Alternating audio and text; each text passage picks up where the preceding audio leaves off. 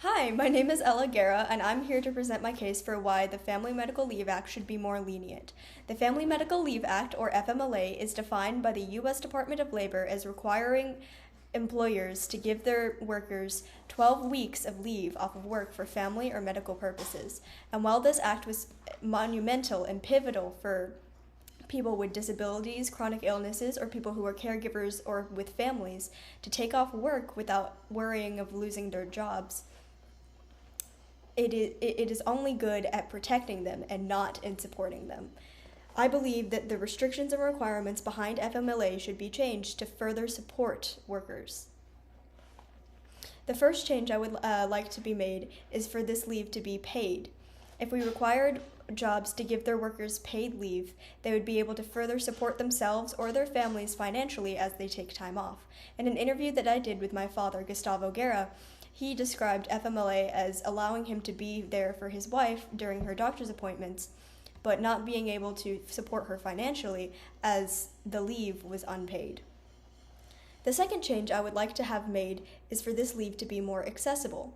Leave can also oftentimes be hard to get and hard to be approved, as you need to have many forms filled out, and these forms are oftentimes costly and have to be filled out many times per year.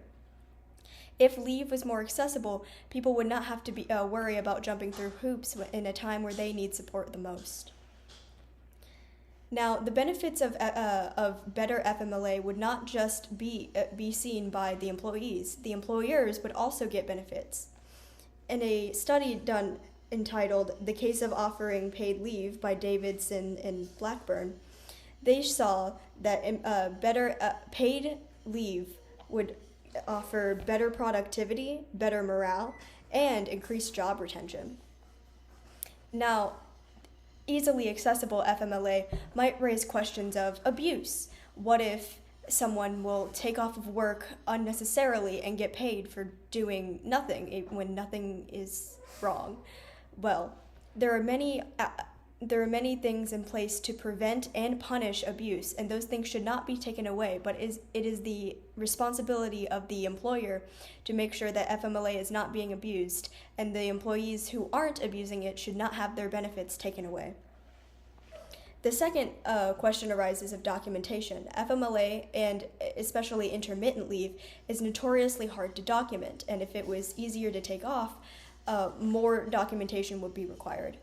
But in an interview that I did with Mitchell Hammonds, whose job it is to document FMLA, he said that there are computer programs in place to document intermittent leave that make the process more streamlined and easy.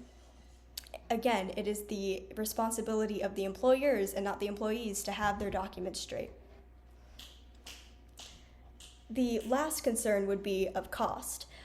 In a law being passed in Michigan that would mandate paid leave, in a paper done entitled "What Would Broader Family Medical Leave Cost" by David Edgar, it showed that this law would cost employers up to $1 billion a year.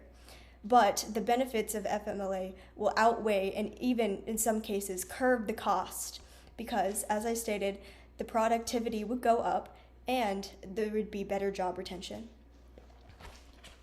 Thank you for listening to my speech. My name is Ella Guerra, and I would be happy to answer any questions that you have. Thank you.